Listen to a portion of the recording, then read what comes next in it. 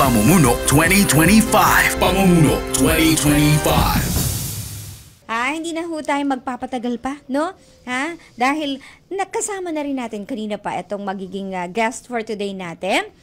Bigyan ko lang ho kayo ng ilang idea kung sino po ang makakasama natin.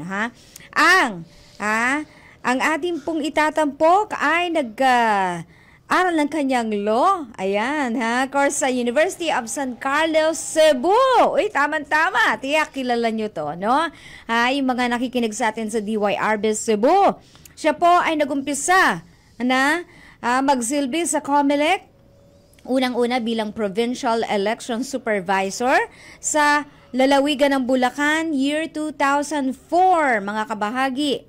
At naging Regional Director for Eastern Visayas taong 2007 hanggang 2009.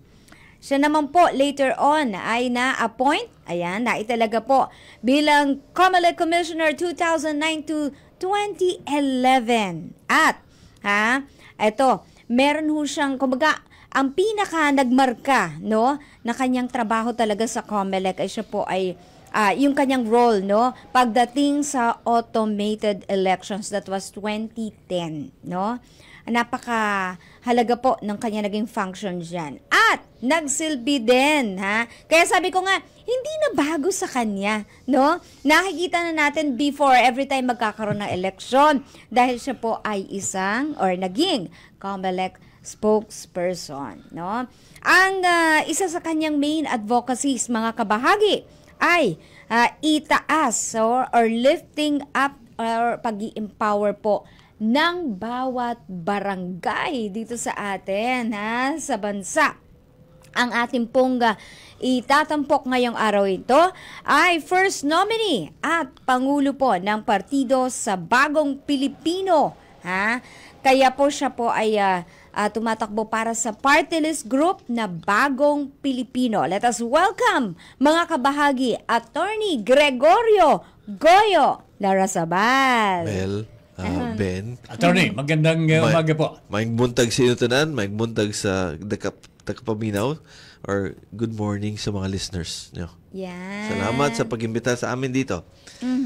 And Attorney, Yes. bago itong Bagong Pilipino Yes. Party List. This is the first time mag-join po kayo Yes. sa party list election. The PBP, Partido sa Bagong Pilipino, started way back in 2019. Okay. But we filed for accreditation in May 2023, and accredit po tayo ng COMELEC September 2023. Okay. So, first time to na. First time. Yes. So ano po ang particular na sektor na nire-represent itong Bagong Filipino Party List? Okay. So, yung party list kasi, dalawang klaseng political parties yan, party list organization. Yung isa, representing yung marginal sectors of society. Yung isa, regional political party. Dito po kami sa regional political party. Sa regional political party po kami representing Mindanao. But ang focus namin po para tutukan ang serbisyo ang mga barangay. Not only in Caraga but also in other regions sa Pilipinas po.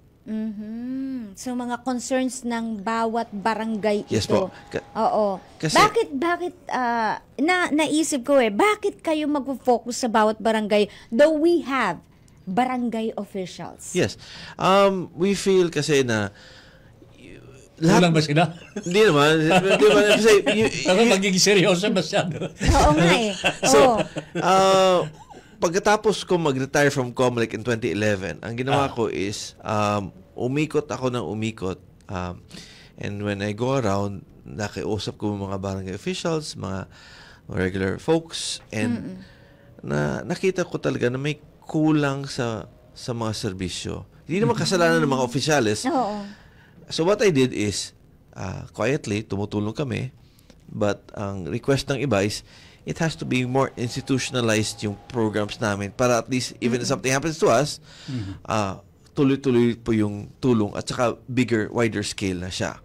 So, yun, ang focus ng PBP, number 91 sa Balota, sa likod ng Balota, is to empower the barangays na to help themselves po. Okay. So, barangay po ang Yes, barangay. ang, pinaka-sektor ninyo. Yes. We represent a portion of Mindanao, pero ang tutukan namin is mga barangays. All over the country. Kasi ang napansin ko, ang problema sa, for example, in General Luna, Siargao, same problem sa San Juan, La Union, same problem sa Bungao, Tawi-Tawi, pareho yung problema. And if I can say, kung masabi ko, ang focus namin nito is how do you help usher in more development? And we look at it as parang gumagawa ka ng bahay. Paggawa mo ng bahay, di ba? Anong pinaka-importante? 4 na poste or 4 na haligi para solid yung foundation. So, yan ang isip namin. 4 na poste. Affordable and accessible healthcare, clean and safe drinking water, roads and access, stable power, stable energy, and solar lights. So, yung 4 na yan, nakatutok sa barangay. Ang makabenepisyo po, yung mga kasama natin sa iba't ibang barangay, especially yung mga barangays sa Upland barangays and coastal barangays. Yung alam mo yung many of them feel na hindi sila nakikita, hindi sila narinig, nandito po kami para tutulong sa kanila. Alright. Ano po ang nakita ninyo ngayon? You're running first nominee sa bagong Filipino Party List. Yes po. What have you seen so far as the major concern ng mga barangays? Okay, the 4 main concerns, but the two main concerns talaga is water. Kasi based on UNICEF data in 2023, 53% ng lahat ng households sa Philippines walang access to water. Okay. 53%. 53%. So, kahahati. So, and it's worse for public schools. Nakausap po si Secretary Sani Angara, sabi ko, 55% of all public schools do not have access to water. So, ang gusto namin, tulungan yung gobyerno. Wala na yung magpuna, tulong lang talaga kasi we're all Filipinos. We're all isang lang bansa natin. So, magtulungan tayo. So, tubig. So, what we do is, we've been donating water filtration systems all over the Philippines.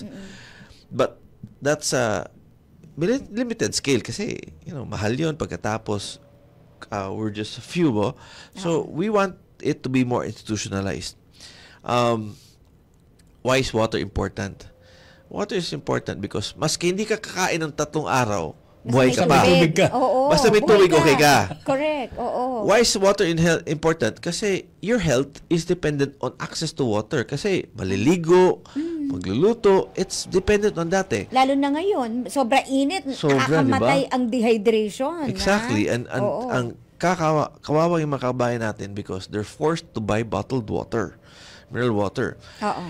So, yung iba sinasabi, why not talk about farming or agriculture? Why not talk about urban farming? Sabi ko, ay sandali ha, ano bang isang essential element sa urban farming o agriculture? Diba tubig? So, tubig muna. Yeah. Oo. Okay, ang nakikita ko dito, attorney, the Philippines is supposed to be surrounded with water. Yes po. Both salty and yung normal. Yes po. Yung tubig. Yung normal na tubig yan, ito inainom natin, and so tap water, and so at tayo po ay sagana o dyan eh. Unfortunately, there are some areas talaga in the whole country today na ang problema po nila ay talagang tubig. Yes po. And I was very happy to hear that we have a party list that tumututok po dito. No one's talking about water. Diba? No one's talking about the importance of water. It's weird, But diba? the people from Bulacan are already complaining.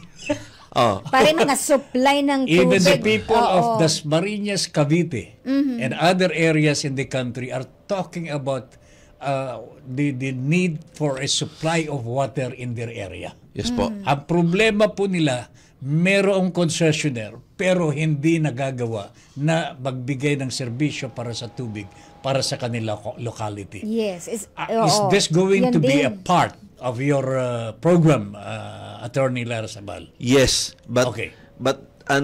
To solve the water problem in the Philippines, hindi pwede sabay-sabay, hindi pwede ma-solve at one go.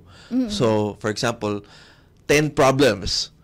tingnan natin ano magagawa natin sa first 3 years. Ano magagawa na 4th year, 5th year. So, ma-program natin yan. So, ang mga taong bayan, alam nila what to expect. So, una, ayusin muna natin yung access to water. Okay. Ikalawa, we look at the water resources. For example, in Cebu, I think there's a problem with water supply doon because I think there's 1 or 2 dams na medyo hindi masyadong gumagana na maayos. So, kulang yung maintenance.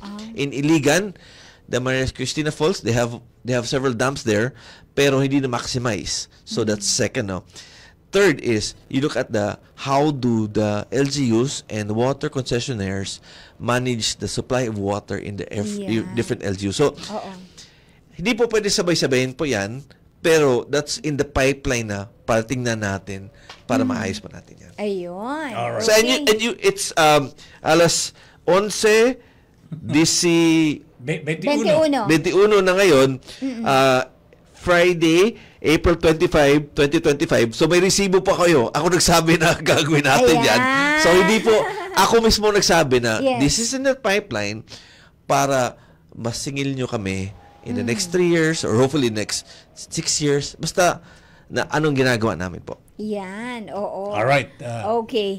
Sige, marami pa tayong pag-uusapan, ano? Actually, meron ako mga i-follow up sana regarding dito sa problema din sa tubig. Pero mga kabahagi, magpo-pause lang tayo for a break. Magbabalik ka agad ang Pamumuno 2025. Pamumuno 2025. Pamumuno 2025. Balikan na natin na si Attorney Gregorio Goyo Larrazabal, ang first nominee po ng bagong Pilipino Party List, nakabilang po sa mga tumatakbo ngayong eleksyon. Okay, balikan natin ang problema sa tubig, ha? Before I continue, it's Yes Partido po. sa Bagong Pilipino. And when you look at the ballot po, it's 91 PBP. Ayun. So, hindi Partido sa Bagong Pilipino, it's pagkita mo to, basta importante po, number 91 sa likod ng balota. Yun. PBP. Okay. Sige. So, as I was saying, Attorney, balikan na natin itong issue sa tubig. Kanina may binanggit kayo regarding water filtration. Yes, we've been doing that, yes. Ito po ay focus para sa mga nasa probinsya. More Yes, of, yes. no? Para magamit yung mga, pero paano kaya ito? Matinding tagtuyot na ata tayo ngayon kasi wala nang ulan. Okay, so what you do is, it's not just a single idea or single plan. It's a multi-pronged approach. So, that complements each other. For example, if you just give water filtration systems without providing LGUs a harvesting system for rainwater, parang hindi masayang lang yung effort, di ba? So that's where the legislation comes in, where we promote the development and adaptation of rainwater harvesting systems in urban and rural areas. That's what we call the Climate Resilient Water Systems Act. Aming proposal yan. And ang mangyayari doon po is it will require or promote mga barangays, they'll have a rainwater harvesting system para magamit for agriculture. Yes, and you attach filtration systems there para mainom yung tubig nila. Para naman sa mga residential. Exactly. So, ako naman, ang ginagawa namin, like, isang lugar na nagbigay kami ng water filtration system. So, ang ginawa namin is kumuha kami ng tubig sa ulan. Paglagay na sa balde is yelo Yellow tubig. Yellow tubig. Hindi pa Hindi pa. So, hindi pa nasala ng maigi. Hindi pa. So, yellow yun. Sa isip ko, parang, madumi yan, per kulang. So, lumabas ako, kumuha ako ng putik sa labas, dinigay ko sa balde, I wash my hands there, na it's green na, it's brown na talaga. Tapos, I dinigay ko yung water filtration system. Pagkatapos, ininom ko yung tubig galing doon. So and that luminaw. Buhay pa naman ako ngayon. So I guess it works. Yes. So that's what the reason we did that is to show to them that ang tubig na iniinom nila, iniinom rin namin. Pareho tayong lahat. Pareho tayo, we're on the same standing, pareho tayo na Pinoy, pareho tayong Pilipino, we drink the same water. we Yes. improve our lives together. Oo. So magiging ano na to, kumbaga kung ito ay maipasa no sa legislature lahat na talaga ng barangay. But I understand dito po sa Metro Manila there are barangays already na naglagay na nun no? Yes, but we need to make it even more efficient. Ayun, para lahat na talaga no maglalagay nun even in far-flung areas. More so sa far-flung areas, like for example, we came from Anahawan, General Luna, Siargao. Kami first in history na mga party list nominees sa Siargao na pumunta doon sa Anahawan. May mga stickers na ibang partido doon, pero sabi na kami una, na-appreciate nila na pumunta kami doon. And I told them, the reason why pumunta kami doon is para makita namin mismo sa mata namin anong problema. Kasi you cannot solve a problem when you don't understand the problem. So nakita namin may mga catch-based water rain harvesting systems, but kulang yung ilaw. So in that barangay, we focus on having more lights. Ang mga didisina sa Barangay Health Center, wala talaga. So, tutulungan natin yan. Iyon. O, diba? Kinakabahan lang ako dito, Attorney Lara Sabale. Hindi kaya magseselos yung mga LGU sa inyo? Ay, hindi. Alam mo bakit? Alam mo bakit? Kasi the idea there is, hindi namin ginagawa to para sisikat kami. Ang ginagawa namin, we're empowering the LGUs, we're empowering the barangays. Sila po ang sisikat, hindi kami. Tinutulungan namin sila para magampanan nila ng trabaho nila, para mas magandang serbisyo sa mga kababayan, mga residente nila. So, ang mag-benefit po dun, ang sisikat po dun, hindi kami, sila po. Ang mag-benefit yung mga residente. Sa amin is, we don't care about credit, we don't care about accolades, we care about the services na dadating sa mga barangay. Yeah. Partners po namin yung mga LGU. Partners po namin mga barangay. Kasi sila po ang mag-benefit nito. Okay. Do you get yung po bang mga pangangailangan po ng mga barangays na ito? Do you go to them and ask them, ano bang kailangan ninyo dito? Oh, yeah. Oh, yes. Ganon. Parang nag-survey Mr. na. Mayor of so-and-so municipality. Mayor, anong kailangan nyo dito? Let me say this. Our advocacies, affordable and accessible healthcare, roads and access, safe and clean drinking water, hindi po bunga ng FGD or survey po yan. Bunga po yan ng pagkikipag-usap namin sa mga kababayan namin all over the Philippines. And nakita talaga namin, for example, sa healthcare, halos lahat ng barangay health center sa Pilipinas, ang laman lang pang pa-BP. Walang gapas. May kausap akong barangay captain. Sabi ko, wala kayong medisina, no? Sabi niya, meron kami. Paracetamol. Gano'ng kadami? Mga 20. 20 kakahon? Hindi. Alam mo yung 20 kapiraso. Parang isang banig lang yun. Sa isang box. Yes. Sabi namin, tutulungan namin kayo dito kasi kailangan nyo magbigay ng serbisyo sa kababayan nyo dito, sa residente ninyo dito. So, it's us being the messengers, us being the conduits on how we can help them. It's not who gets the credit, it's who gets the service. Yun ang agenda po namin. So, before we go into the other advocacies ng inyong party list, attorney, gusto ko lang malaman po kung paano ninyo gagawin, halimbawa sa tubig. Yes. Dito sa Bulacan. Okay. Dito sa Bulacan. Magna tayong lumayo. Bago tayo lumayo. Sa Bulacan, meron pong concessionaire po dyan na talagang, wag na natin babanggitin kung ano pa yung pangalan, but the people in Bulacan know this. Yes. And alam po na talagang nagsusumbong na humihingi ng saklolo. That particular problem is there already. Yes. The same thing is true with the people in Dasmariñas, Cavite. Okay. In Dasmariñas, 2 taon na raw po sila walang tubig. Naku, at hirap. nakikita po namin nasa drum. So, bumibili lang. Oo. May nagrarasyon.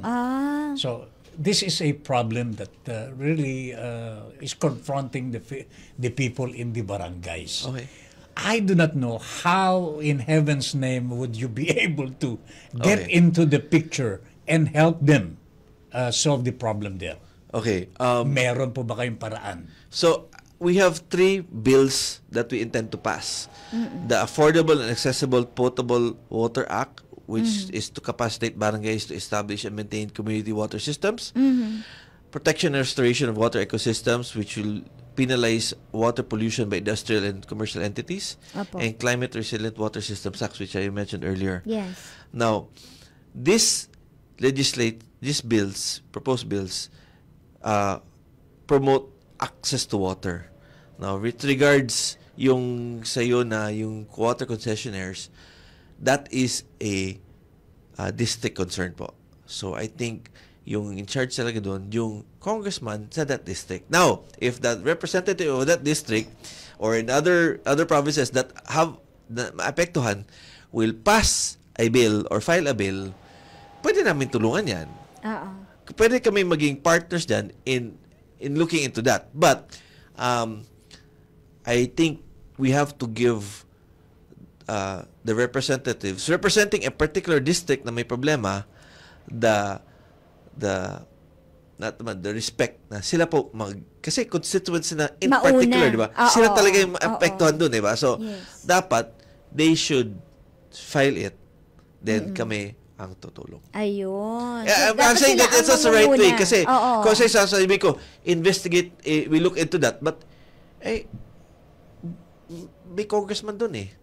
That concern is it's affects a particular District nila yun. district, di ba? So baka awayin kami. Magkaroon ng overlapping Sasabihin, sabihin. distrito ko to, kasi yung legislative agenda namin affects the whole country. Now, if it affects a particular district, you give them the courtesy na sila manguna doon, pero kung kailangan ng tulong, nandito kami Yun para ang problema, tatabin. Pagka yung concessionaire na yun, malakas dun sa district, yung nag-head talaga dun, or congressman dun, yun ang problema. Diba? So, but ako naman, hindi ako, I just want to be sure na, you know, when you do things, you have to do things right. You have to follow, you give others the courtesy and respect that they deserve. So amin naman, if they do that, and we feel that it falls within our legislative agenda and goes for providing more access to water, we'd be happy to help. Yan ang Okay. pinakamatindi kasi dito. When we talk of water, ito basic need eh. Yes, po. Basic need. Yes, po. And when it is denied to the Filipino people because of negligence, because of bad performance of the concessionaire and so on and so forth, dito dapat pumapasok yung ibang mga government agencies that has Yes, po. something to do, have a responsibility towards that problem. Kanya Yes. po na itanong po natin yan. Yes. And, Ayun. tama yun, but there's a right way to do it. So, I just explained na how it could possibly be done and how they could start looking into that. Ayun. Kung bakit tubig pa Okay. pinag-uusapan natin. Oo ano? nga. Hindi, but alam mo, Hindi ng tubig. That's important because water is life. I mean, Yeah. say, It pwede is. kang hindi kumain ng 3 araw, papayat ka ng konti. Pero, Hindi ka mamamatay. Hindi ka, Oo. papayat ka lang ng konti. Ganun kahalaga ang Pero kung tubig. wala kang Mga tubig sa kabayan. isang araw, wala. Especially in this weather, Nalulupay-pay ka. wala na. Kasi that's what's important. And I think, no one else talks about the importance of water except us. Okay. And that should be talked about more. Yes. Opo. Okay. Okay, sige mamaya. Marami pang parte ng advokasya ni Attorney Larrazabal. Naku, andyan pa ang ilaw, no, sa mga street lights. Sige, sa pagbabalik yan, mga kabahagi ng ating programang Pamumuno 2025. Pamumuno 2025. Pamumuno 2025. Eto, tanong ko lang kasi, I've read na isa rin po sa mga advocacy ninyo ay may kinalaman sa konsumo ng kuryente ng mga kababayan natin. Ano pong masasabi niyo when it comes sa issue ng mga renewable energy resources natin?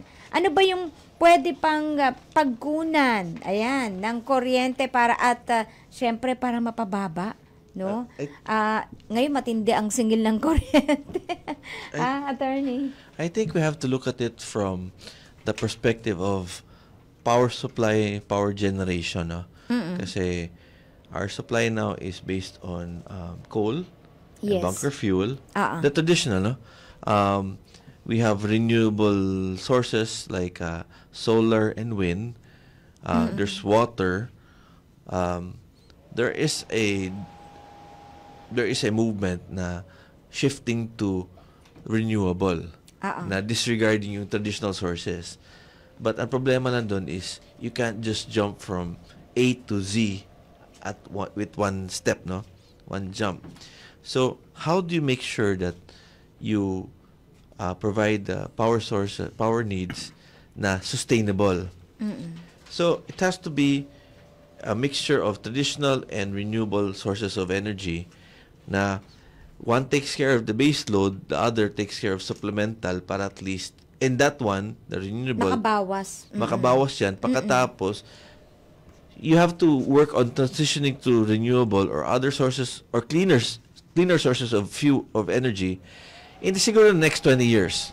Kasi like now, maraming wind power, di ba? Like there's in Rizal, there's in Guimaras, may sa Ilocos Norte, nakita ko, ganda, as in ganda. So you have water sources, yung mga dams natin, and you have solar. There's a new source of wind power that's I think going to be implemented in the Philippines na yung windmills, hindi na sa land, sa tubig na. Okay. Sa shore. For example, like sa Catanduanes, and you can do it in Surigao, the eastern seaboard natin, so mas malakas sa hangin. There is a new technology being used now in Japan na water mills. Now, parang ilagay sa layong hindi tubig. Hindi lang windmills, ha? Yeah. So, tubig, and it's, if I'm not mistaken, it's 3 times more efficient in generating power than windmills. Smaller yung water mill, pero it generates 3 times more power. I think we have to look at that. There's a move also by some members of House of Representatives like Mark Wangko na nuclear energy. So we have to look at it from a holistic point of view na porket we don't like the dirty sources of energy, we have to disregard it. We have to make sure that may transition po that hindi tayo mapilayan. Case in point, Siargao, the experts will be the one to explain this, but the Siargao has a power requirement of 70 plus megawatts. The power as of last year given to them was about 58 plus megawatts. So may kulang. So how do you bridge that gap? They're doing some stopgap measures now, but you have to prepare for the future. Why is that important? Not only for the mga kababayan natin na hindi masisira yung mga appliances, but how that can help spur tourism. Kasi how can you enjoy fully a place na parating nagba-brown out? Yeah, oo. Sa Mindoro, laging brown out, ha? So that's something that you have to look at na how do you, and the planning cannot be na itong requirement, habulin natin. It has to be, anong requirement 10 years from now? Yan ang hahabulin natin. So we leapfrog ahead of the requirement para maka-anticipate. So hindi na tayo maghabol parati. Mas maganda yung development, mas lalago ang turismo, mas masaya yung Pilipino. Ayun. At kumbaga, kailangan yung supply, no? Na-assure natin. Yes, okay. Isa din sa inyo pong mga sinusulong itong pangangalaga or pagkakaroon ng mga parking, no? Parking ng mga natin or bike lanes natin. So that's part of roads and access po. Okay. Kasi marami na mga bayan now that have bike lanes. Pero there's no real uniform bike lane in the Philippines. Yung iba, pinipintura lang yung gilid ng daan, bike lane na yan. Bike lane na. Kumuha lang ng portion na nagpaliit pa sa daan. But more than having bike lanes, you have to develop the infrastructure and the culture. What does that mean? For example, ako magbisikleta ako, papunta ng trabaho,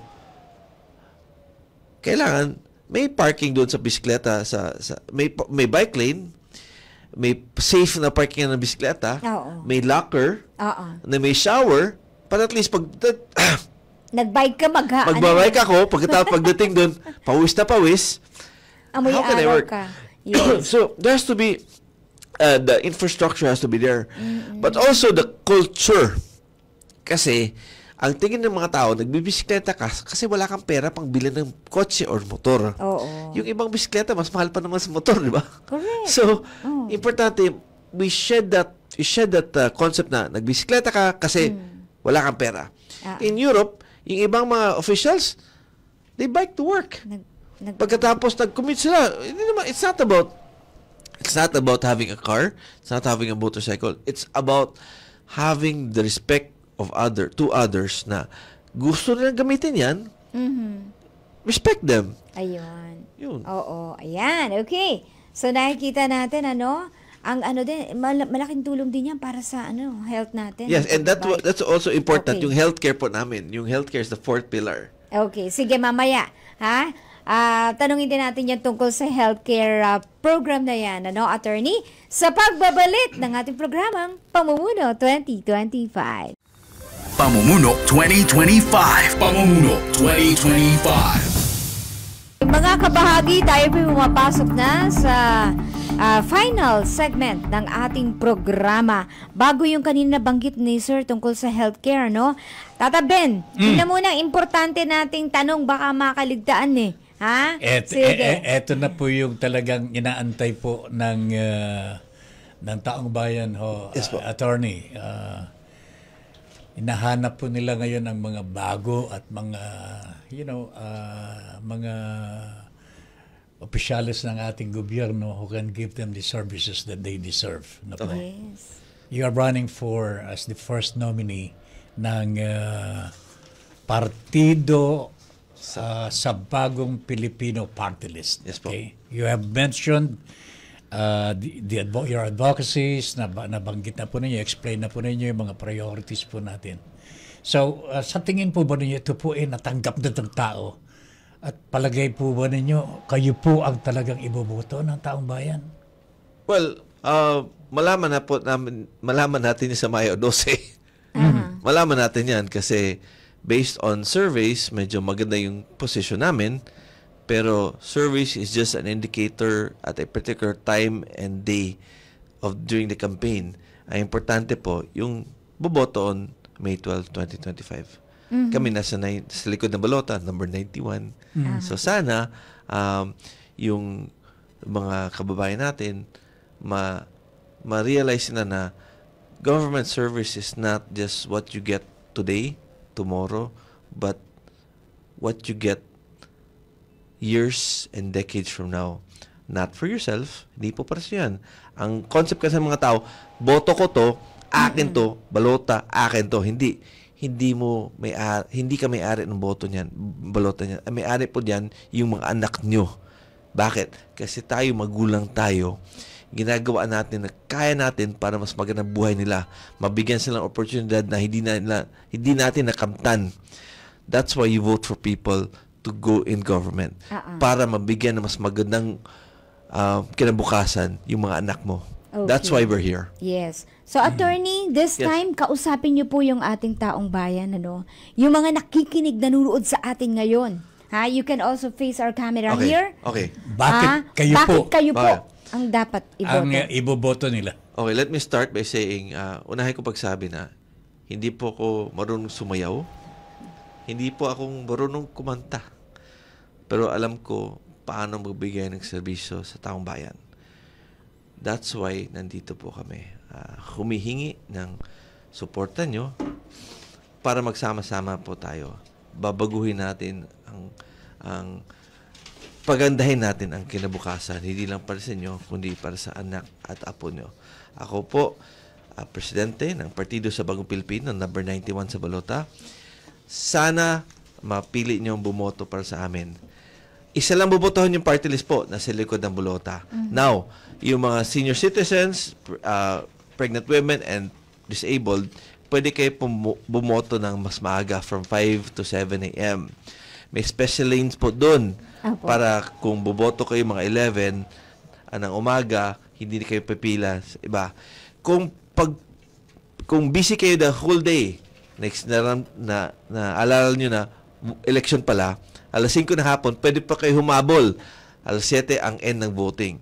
Kung nakapila po kayo sa presinto ng alas 7 ng gabi, pwede pa kayong bumoto, ilista lang yung pangalan nyo, huwag kayong lumabas sa pila kasi paglabas nyo, tatawag ang pangalan nyo, wala kayo doon, hindi kayo bumoto. Hindi kayo pwede bumoto. So, importante po nito, be aware. Dapat alam natin anong precinct number natin. May precinct finder po, yung COMELEC na online na ngayon. Boto po tayo para sa kinabukasan ng pamilya natin. Boto po tayo not for entertainment but for service for the communities po. Okay. Alright. Very well said, Attorney. Oh, by the way, may Facebook page kami, Partido sa Bagong Pilipino. Opo, banggitin na po. Oh, sorry. Nakalimutan ko. ahead. At saka, may website po kami, bagongpilipino.com. Ayun. So, You check can go nyo lang there. po yan. You can go there po. Oo. De La Cruz. Ay, ito yung sa healthcare system. Pwede ba maikli Yeah, okay. lang, So, Attorney?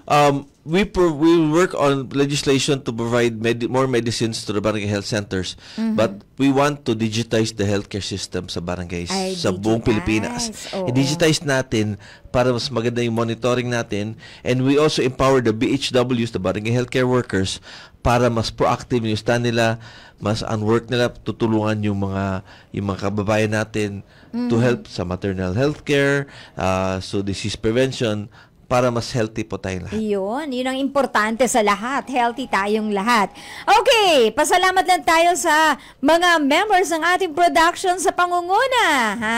Ni Miss Ann Go, of course, Mr. Ram Malonzo, si Serge Magat, and si Fiana Sweet Ferrer.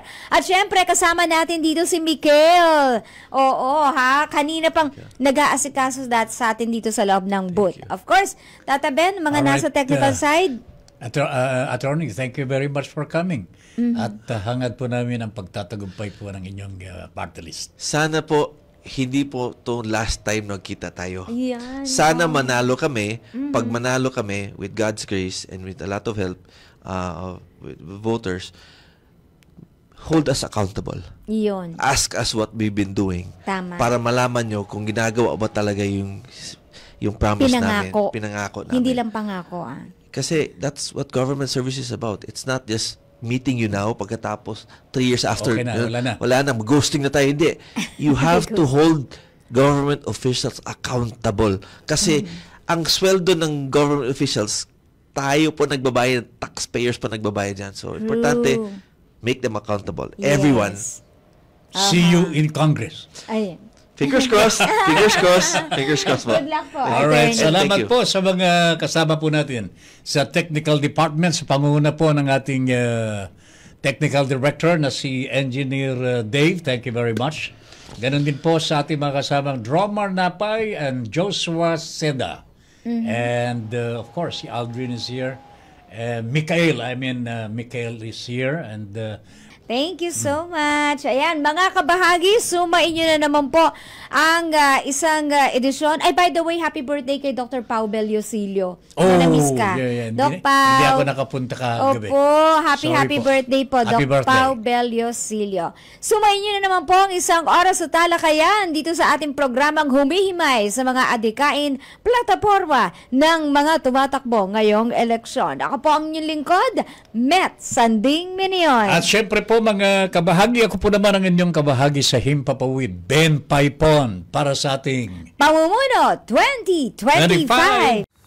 Pamumuno 2025. Pamumuno 2025.